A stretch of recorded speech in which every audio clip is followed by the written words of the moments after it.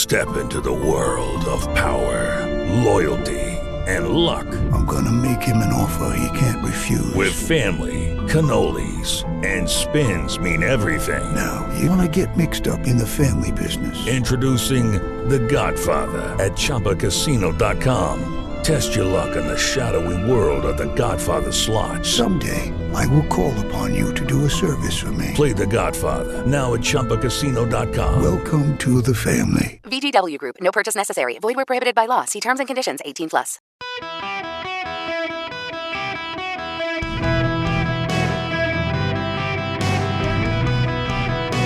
Welcome to the Eric Erickson Show podcast, Hour 3.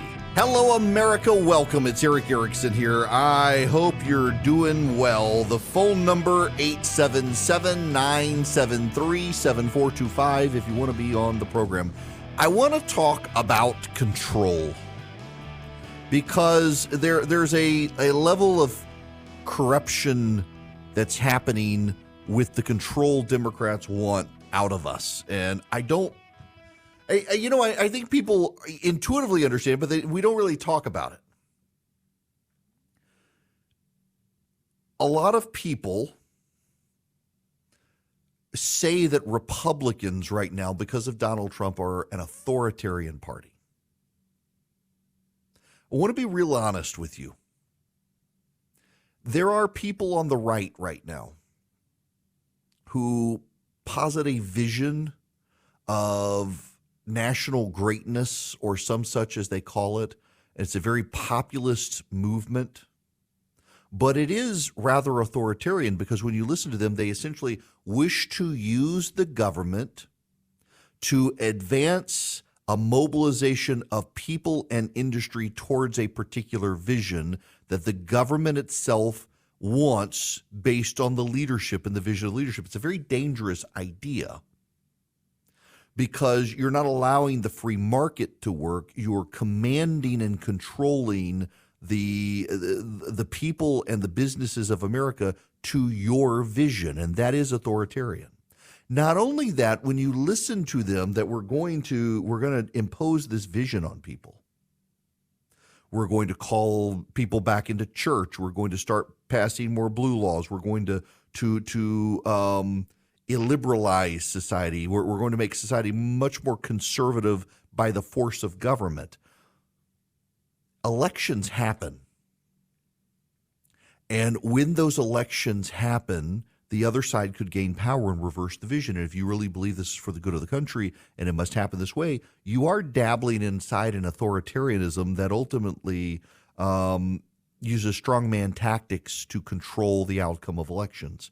It's a very dangerous strain of authoritarian thinking that's cropping up on the right. It's true. However, this strain of thinking has been happening on the left for a very long time, because the left is far more progressive and secular. Now, I need to explain this thinking, and for some of you, this is going to be old hat. Some of you are going to hear this and you're going to know I've said these things before. I sound repetitive, but it's worth saying again. We have such an expanded audience now. Have you ever wondered why so much secular ideology ends in mass murder and genocide? Whether it was the National Socialists, the Nazis, I'm sorry, but they were left-leaning secular ideology. They're kissing cousins, the communists, left-leaning ideology. The reason these secular ideologies tend to end in genocide is because you cannot bring your heaven to the earth when the earth is full of sinners who do not go along with your vision. Let's take environmentalism, because environmentalism tends to spawn terrorists. The environmental movement tends to be authoritarian. It's where the left is headed and ultimately will end in violence. You do everything right. You are a good progressive who believes in saving the planet. You have put solar panels on your roof. You have a wind turbine in your backyard. You are completely off the power grid. You have converted to veganism. You drive a battery-powered car charged off the solar panels and the wind turbine from your home. Your clothing is all organic, and you're a miserable, angry person. But that's another story. You've done everything right. You're now a vegan because you don't want cows in your body because of their carbon footprint. You're off the grid with wind and solar, and you've got a battery to store power in your home. You're a good, white, progressive, rich liberal who can afford these things. You've got your non-Tesla electric car. You don't like Elon Musk. You're a good liberal. You're doing your part to reduce your carbon footprint and save the planet. But your next door neighbor, the wife drives a Suburban. The husband has a jacked up GMC Sierra dual cab. They have 5 kids. The wife is pregnant with the 6th kid. And the dad's big into backyard adventurous cooking, and he's got a smoker, he's got a pellet grill, he's got a big green egg. It's like me, he's got the pellet grill, the big green egg, and he's got the big grill. You can't have your heaven on earth as long as those people exist. If heaven isn't real, but you can have it on earth, and you've, as the good environmentalists, have done everything you can possibly do to bring heaven to earth, you're not going to get it as long as you've got knuckle-dragging mouth breather next door who's grilling steaks for the family, driving a big dual cab, jacked-up GMC Sierra while his wife's driving the Suburban, and they got 5 kids. Their carbon footprint is 1 billion times more than yours. So what do? Initially, what you do is you support politicians who force them out of their vehicles. You support politicians who expand the CAFE standard so much that a Suburban is impossible to have anymore. You support policies that drive up the cost of groceries so far that this family's got to start cutting back. They can't have steak on the weekend anymore because they can't afford it. You support policies that drive up the cost of the power grid so that their electric bills are so high, they've got to start cutting back the air conditioner. You support policies that drive up all the costs. And yet, the climate footprint of the family and of the nation still is not going down. Over time, through the distance of time, the environmentalists continue to get more and more authoritarian. And what they do in the long game is those kids from that family, they don't go to private school, they go to public school. So in the public schools, you start an agenda.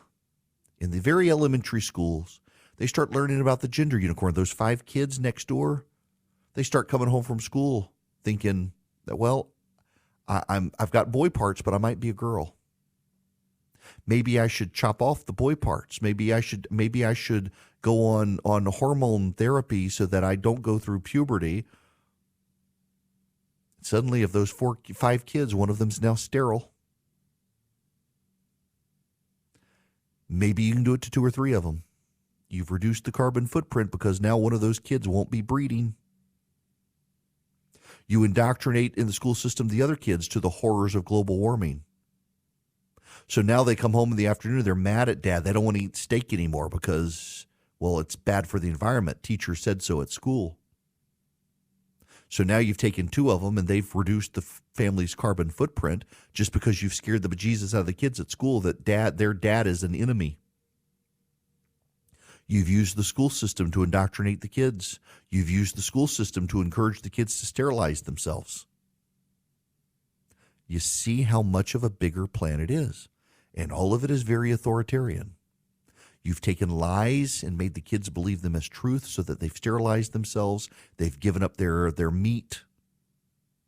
You've turned the kids against dad. Dad's now a bad guy. They don't want to be like dad. What dad likes, a pickup truck? Well, I'm getting a little 2-seater smart car. You've used the schools to indoctrinate the kids, to turn them against the parents. You've brainwashed the kids through their progressive activist teachers. You're slowly over time doing it, but that's a family with 5 kids. 2 of those kids, they grow up, they get married, and each of them have 5 kids. And they're all redneck right-wingers, and they still drive their pickup trucks. At some point,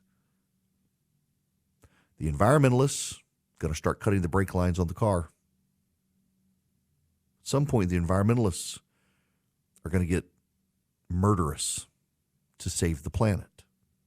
It's the way all progressive ideologies wind up, from Nazism to communism. And yes, I refuse to submit to the idea Nazism was some left or right-wing thing. Nazism was so progressive, Adolf Hitler tried to convert the entire country to vegetarianism. It's a true story. In the Nazi party's plank, this is before World War II, people. This was not to save money on cows. This is before World War II. Hitler wanted to convert all of Germany to vegetarianism because he thought there was health benefit, and they could save money on health care by everyone being vegetarian. It leads to genocide. But in the run-up to the genocide, over a generation or so, it's authoritarian. It's as authoritarian as these right-wingers who want to use the government to impose some sort of moralistic value system on America as opposed to letting the free market decide. It's the same thing, except it's worse, because the right-wing authoritarianism generally doesn't end in genocide, and the left-wing authoritarianism, from communism to Nazism, generally always does. In the meantime, it's about control. They want to control your children because your children need to be indoctrinated into groupthink, away from wrongthink. They want to control your access to vehicles. Joni Ernst and I had this conversation on Saturday at the gathering about this push now to even force farmers into battery-powered tractors and vehicles. Battery-powered combines, they're so heavy you can't pull them out of the field when they get stuck. And they don't go as far. I mentioned yesterday the Ford CEO tried to drive an F-150 Lightning from California over to Las Vegas and was shocked at how long it took to power the vehicle. It took 40 minutes just to go another 150 miles in the charge because the charge was so long. And then you start doing the math and you're like, they've converted us all to battery-powered cars. And now all of us have to use these charging stations. There aren't enough charging stations. When I go to the gas station, usually one or two of the pumps are out. There's still enough pumps that I can fill up my gas. It takes less than 5 minutes to go. With these battery-powered cars, even the high-speed supercharger is going to take 10, 15, 20 minutes.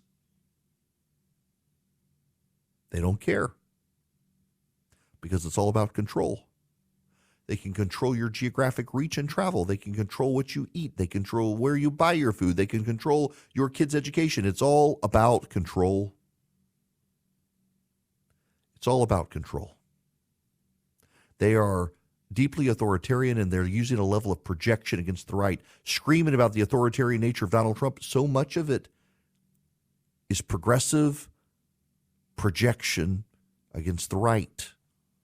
Who cares what the truth is, so long as their truth reigns supreme? It is a deeply dangerous, malcontented ideology, and it's cropping up more and more on the left. We see it in the Biden administration and their desire to control the type of stove you have, the type of water heater you have, the type of car you drive, the type of air conditioner you have, where your kids go to school. All of it is about controlling you. They've given up on persuading you.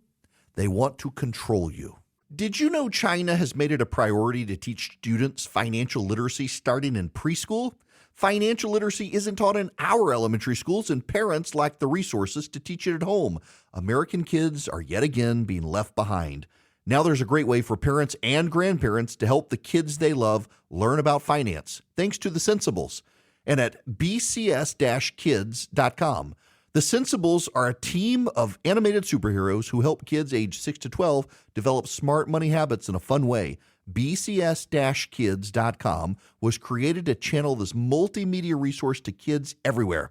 Buy a subscription for your loved ones, and each month they'll get a Sensibles kit in the mail with an entertaining DVD, comic book, and activities. Digital subscriptions are also available. They'll also get access to an interactive website with a library of lessons, fun activities, and more. Want 20% off the monthly subscription costs? Visit at bcs-kids.com. Enter the promo code ERIC, my name, ERICK. It's the sensible thing to do. Subscribe today at bcs-kids.com. Hello there. It is Eric Erickson here.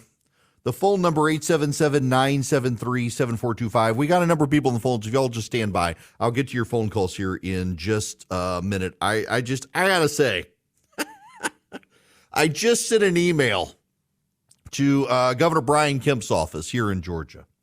My daughter is the president of the senior class at her high school, and the class has asked that I reach out to Governor Kemp and see if he might give the commencement address to their high school graduation. I don't know whether he would or not, or would want to, or can, whatever. But I said, I'm happy to. I assumed, I don't know. There's this world famous radio show, talk show host who lives in Macon, Georgia. He's filled in for Rush Limbaugh and Herman Cain and Neil Bortz. He's now in national syndication in his own right. He just did this big conference where he got a bunch of presidential candidates to come. He's on a first-name basis with former presidents and vice presidents and gets asked to speak all over the planet. And I just assume that with a guy like that in their backyard, whose daughter's the president of the senior class, they might ask that guy to give the commencement speech. But no, they want just some governor.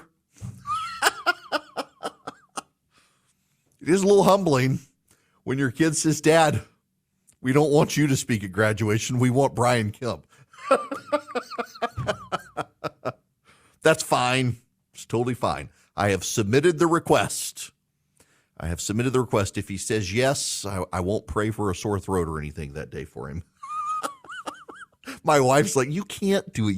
You'll be a blubbering, like teary-eyed mess, so you can't do it. And she's probably right. I'm gonna bawl my eyes. How am I this old? My kid registered to vote yesterday. Now she doesn't turn 18 for another couple of weeks, but within 6 months of turning 18, you can get your registration on file. And my kid yesterday registered to vote. How am I this old? I'm not even like 50 yet, and I'm like in my 40s. How am I this old? I don't feel old. I'm just got a little bit of gray hair on the sides, but I don't feel old, and yet my kid is about to be 18 years old. This is absurd to me. It is genuinely absurd. I don't like it. I really don't. About to go to college. I got to get her to start working on her college applications. Okay, we can move on now.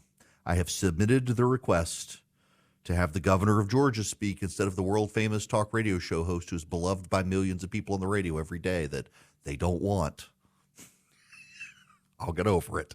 I am a small businessman. The company that I run for my radio show, it's a small business. I've got employees. I don't have HR. You may be in that situation, and you may really need HR. Well, you may want to talk to Bambi. When running a business, your employees can create all sorts of interesting situations, and they could get you in trouble. What happens when two employees are squabbling? One of them smells bad all the time. What do you do? How do you navigate the rules? With Bambi, you get access to your own dedicated HR manager starting at just $99 a month. They're available by phone, email, real-time chat. Onboarding and terminations run smoothly. Team members reach peak performance. Your business stays compliant with changing HR regulations. Let Bambi handle your employees for you. Their HR autopilot automates important HR practices like setting policies, training, and feedback. Listen, you want U.S.-based HR managers who give you experience, expertise, a personal touch you need to make it seem like they're a part of your team. They could cost $80,000 a year, but Bambi starts at $99 a month. Schedule your free conversation today to see how much Bambi can take off your plate. Go to Bambi.com right now. Type in Eric Erickson under podcast when you sign up. It'll help you. It'll help your company grow. It'll help you keep peace of mind. It's spelled B-A-M-B-E-E. BAM, B-E-E.com. Bambi.com. Type in Eric Erickson. Welcome. It is Eric Erickson. The phone number, 877-973-7425. Got folks who've been waiting very patiently. I want to go to David. You're going to be up first. Welcome, David. Hey, Eric, nice to talk to you. Hey, your comment a while back about the school board and being involved in the school board, I totally agree with that. I live up in the suburbs here in Atlanta, and I went to a couple of the school board meetings back during the COVID and school lockdowns and all this sort of stuff. And at one of the meetings, the governor was saying, hey, no more mask mandates. The school board was saying, nope, the mask mandates are still in place. The whole school board meeting was kind of thrown in an uproar. They cleared the room, or they tried to. They had a separate meeting in another room. It ended up being in an AJC piece about how local school parents and anti-vaxxers and anti-maxers and all this were trying to disrupt the school board. And that was one of the articles that was used in the National School Board Association letter to the Justice Department. And so I feel like I was at this meeting. I sat quietly. I was chatting with my neighbors, waiting to have a turn to speak. And the next thing I know, I'm in a letter to the FBI saying these parents are domestic terrorists. And that was the thing that really set me off. I wasn't there to hurt anybody, wasn't there to make an uproar. I just wanted to voice my opinion. And literally that meeting went all the way up to the FBI. I'm just disappointed that you're not a domestic terrorist, David. This would have been a more exciting phone call. Yeah, isn't it insane, though, how parents have been vilified? I mean, it boggles my mind that in the 21st century in the United States that this sort of stuff can happen. I'm not going to disconnect you because I want you to be here with me while I tell you about the story a friend of mine just sent me. It's so relevant to this. So there's a school board, the San Jose United School District out in California, and a Fellowship of Christian Athletes group got set up on campus. A single teacher complained that the group was on campus. And so the school board voted that you aren't allowed to have a Fellowship of Christian Athletes program in their school system.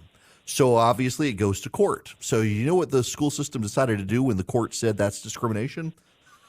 They got rid of every school group of kids in their district. No kid was allowed to join any organization, and the school board did that.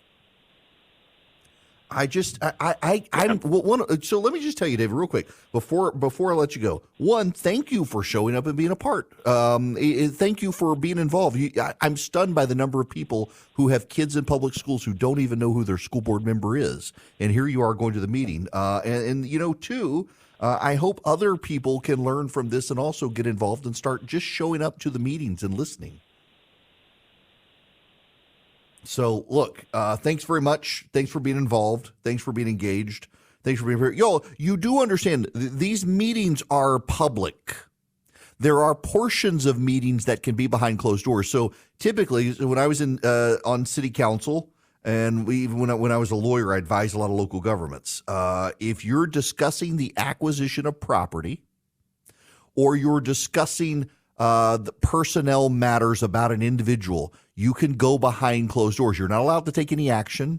You're not allowed to vote behind closed doors. But you don't want the public knowing, for example, if you're a school board, you don't want the public knowing what land you're about to buy to build a new school, because all of a sudden the property values would go up tremendously. You typically go through a third party so that you're anonymous. You do a fair market transaction. You don't do eminent domain in these cases typically. And you don't want people to know, because then otherwise the property values skyrocket. And you don't want to talk about an employee, frankly, in public, because something could be said to damage that person's reputation or the school system. Then they tend to be confidential matters, and so you do that behind closed doors. But again, you're not allowed to vote on a matter. But all the votes are public, and almost all the discussions outside of personnel and land have to be in public settings. And all you got to do is go up and show up at whether it's your planning and zoning commission, or your city council, or your county commission, or your school board. And let me just tell you, God's honest truth, in my experience as an elected official, I try to repress the fact that I was once an elected official. There was this thing when I was on city council, it was called a constituent, and they're people, and people are stupid, and my gosh, I didn't like it. But I did it. Now, there were people, local reporters got mad at me because I wouldn't show up to all the meetings. And I was like, I was showing up at the meetings where I had to be there. I wasn't coming to all the other meetings. They were like, oh, he's not showing up to me. I was there when I needed to be. Now, there were some that I missed because I had a TV obligation on CNN or was traveling during the election season. But by and large, I was there. I ran a committee, did all these things, saw it, the inner workings of it, saw how ridiculous local government can be. But I want to tell you, all of you listening right now, in my experience, and it's not just where I live, it's everywhere, well-meaning retiree progressives are the most likely people to show up. If you're a senior citizen and you're conservative, or you're a parent who's a conservative, you are like a rarity. If you're a progressive, it's what you do. It's like you're showing up to worship your God. You're showing up at government. Conservatives don't show up, and parents need to. Particularly in this day and age, there are so many school boards that do vilify parents and think that parents should have no say and no input. The more you're likely to show up at a school board, the better off you are. The more likely and more engaged people will be, and the more school boards will listen to you, the parent who shows up and is seen as part of the process. Because if you're in the room regularly, like even when I was in city council, we would have a couple of people who were progressives, and they had been to every meeting, and not just every meeting I'd been a part of. They had been there for so long that we literally could reach out to these people in the audience and say, do you remember the last time this was discussed? And they're all well-meaning people. They're liberal. They see the world differently than me. They support policies differently than me. But I could from the bench say, hey, didn't we discuss this a couple of months ago? Do you remember? Because none of us seem to remember what's going on. And inevitably, they could call it back and say, yeah, this is what happened. This is what you guys decided. And then chime in, of course, I think it was a terrible idea, but this is what you decided. But it was useful information for us. And they have this institutional level of knowledge. You start showing up, you're a conservative parent, the progressives on city council, they may not like you, but you're going to be a useful resource for them too. You're going to be able to recall what they did. And conservatives just don't do that. It's not in our wheel. We have lives and families and businesses to run and jobs and Little League and stuff like that. So I get it, but it is notable. It's usually the progressives in the room. Glenn, welcome to the Eric Erickson Show. How are you? Oh, I'm doing fine. How are you? Great. What's going on? I saw something on the media that nobody called attention, but I got a message for you because of the invitation you had to send to the governor.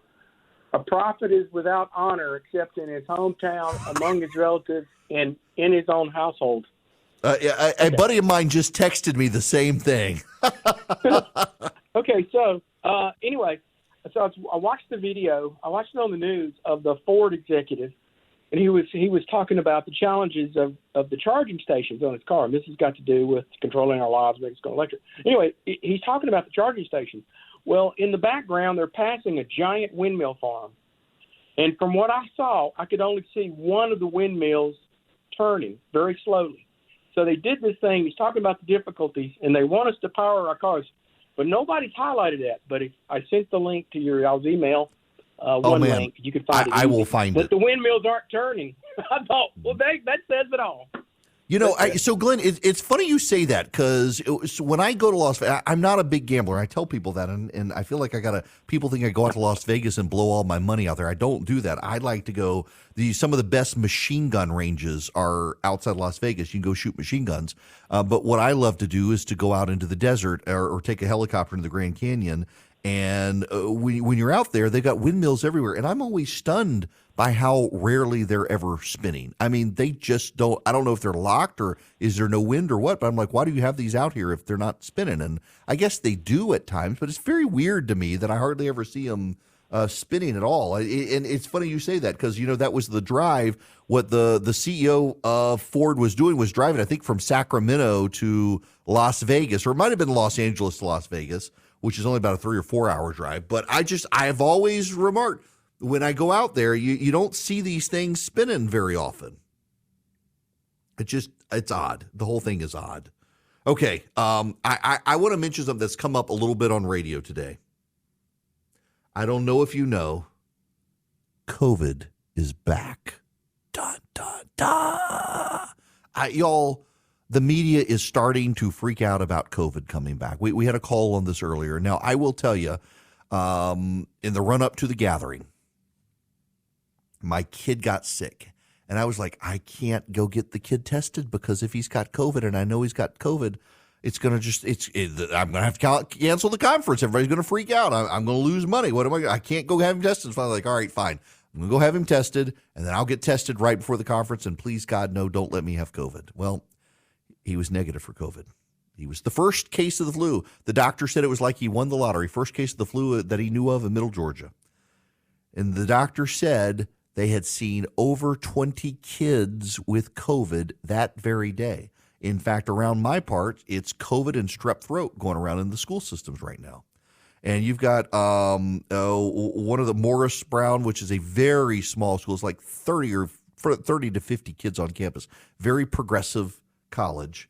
Has mask mandates. No known cases on campus, but they've decided to impose a mask mandate on the 30 to 50 students in the college.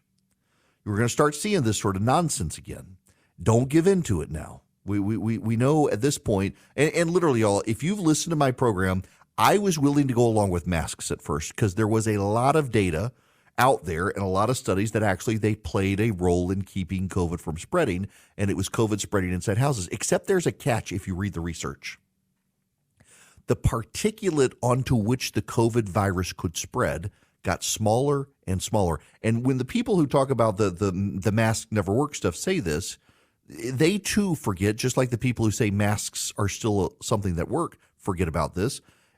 Lots of studies showed that over time, as COVID mutated, the particulate it needed to survive in became smaller and smaller to the point now the vapor that can penetrate the masks is smaller, is large enough to hold the COVID virus in stable form to be able to spread. So your disposable masks and your cloth masks are not working even when they redirect the flow.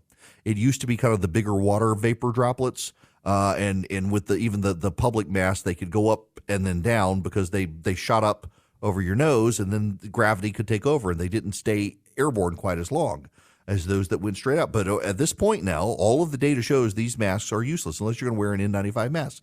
Now, we had people at the gathering that were in N95 masks.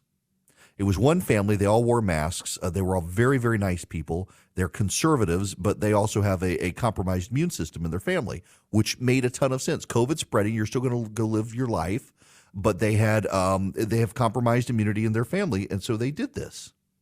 And it's just it's a really big thing that they want us to go back into masks, and they're not going to work.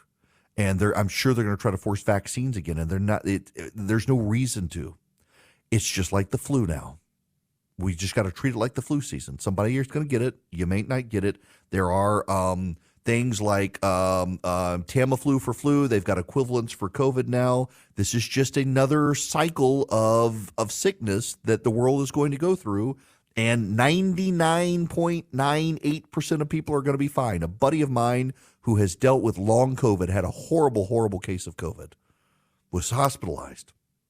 He got it again last week. He was down for 2 days with fever and aches and then rebounded. It was nothing like what he had the first time. As it has mutated, it's gotten weaker and weaker and weaker because the virus wants to survive. It doesn't want to kill off the host. It wants to be able to survive and spread. And so it's gotten weaker over time through its mutations. And I think we're going to be okay. But you just watch the media try to scare the bejesus out of people because it's all they know how to do. COVID porn is back, and it's not going to stop. Now, I want to direct you, before we go to commercial break, to Vision Computers. And I got to explain this one to you. You can go to a Best Buy, or maybe a Walmart, or a big box store, and you can buy an off-the-shelf computer. And that computer is going to be designed to be as generic as possible to be able to get use out of whoever. But what if you've got unique, you want a computer with a better GPU because your kid likes to play games? Or you're in a software company, or you're in a law firm, and you need to make sure that your computer doesn't have a lot of downtime, that you've got a fast hard drive, you got to be able to convert a lot of documents to PDF to send them over to courthouses and upload them online, and you're worried about the technology, you're worried about the viruses, you're worried about keeping them updated. That's where Vision Computer comes in. Vision can, like, let's use, because I used to be a lawyer. Let's say you've got a law firm, and you've got secretaries, you've got associates in your law firm, you got paralegals in your law firm. They all need computers, maybe laptops or desktops, and you just can't afford to have an IT department because you're a small legal startup. Vision Computer can do that for you, or your doctor's office, your whatever, your electrician's office, whatever you need. They can build you the computers you need and save you money because they're custom building exactly what you need as opposed to just generic big box store. And then they can be your tech support. They give you a phone number that you call, and they actually answer the phone. So your secretary, your law clerk, your paralegal, your associate, they don't have to come to you and say, hey, my computer's broken. What do I do, boss? You say call Vision Computer, and Vision Computer is your IT support. They're your tech support. Email, printer setup, you name it. Outsource to Vision Computer. Save yourself some money. Let them take care of you. The hardware and the software support that you need, call them at 404-COMPUTE and tell them I sent you. 404-COMPUTE, any of you anywhere in the 50 states, 404-COMPUTE. You can go to visioncomputers.com, visioncomputers, plural.com. But if you call them at 404-COMPUTE, ask about the Eric Erickson special, and they'll save you some money too. Well, looks like I need a new producer. I don't know. After his job with the conference, I guess he thinks he can send me text messages like the one he just sent me and keep his job. I would not take job security for granted, Charlie. Can't say anything on the radio beyond that. Now, we must move on to other things. It's interesting that somebody just sent me a study on masks from 2020 about influenza, and that's kind of the point that I'm making. If the size of the water vapor that COVID needed to survive in when it was COVID A was far larger than what COVID, wherever we're at, needs to survive now, according to the research, which is why. So in 2020, there were a lot of studies. The reason CDC has never told people to wear masks with influenza, with the flu, is because it just doesn't do any good. Influenza can penetrate the masks pretty easily, and it stays airborne for a long time and spreads. When COVID first started, the water droplets that it needed to survive in were bigger and heavier than the ones now. It's now very similar to influenza in particulate survivability. So it's gotten mutated over time to where it can survive longer, and so masks aren't going to save you unless your college is forcing you to wear an N95 mask, and they're not doing that. That's just the problem. What is this? Wow. Apparently, Taylor Swift has decided not to do the Super Bowl. I want my daughter to know I probably know this news before her since she's still in school right now, although I'm pretty sure she gets like alerts on Taylor Swift. My kid is such a Taylor Swift fan. Okay, I'm getting distracted here at the end. I still got stuff to talk about, and I don't have long to talk about it, but Taylor Swift news, that gets me because I like to know it before my kid knows it. Now, tonight, you're going to have the first presidential debate. It's going to be on Fox News. I'm going to be on Instagram and Facebook tonight. You can text Eric, E-R-I-C-K, to 33777 and get the links for Instagram and Facebook. We'll be doing a live broadcast from my front porch. Bourbon and cigars on my front porch. Doug Burgum is telling Dana Bash at CNN he is going to be at the debate. He tore his Achilles tendon. But he's going to consult with a physician before deciding if he'll participate. But he's there on crutches. He might have to be on crutches the whole time, but says that he intends to debate if the doctor lets him. So we'll see how many painkillers he's hopped up on tonight. It'll be must-see TV. Step into the world of power, loyalty, and luck. I'm going to make him an offer he can't refuse. With family, cannolis, and spins mean everything. Now, you want to get mixed up in the family business. Introducing The Godfather at ChumbaCasino.com. Test your luck in the shadowy world of The Godfather slot. Someday, I will call upon you to do a service for me. Play The Godfather now at ChumbaCasino.com. Welcome to the family. VGW Group. No purchase necessary. Void where prohibited by law. See terms and conditions. 18+.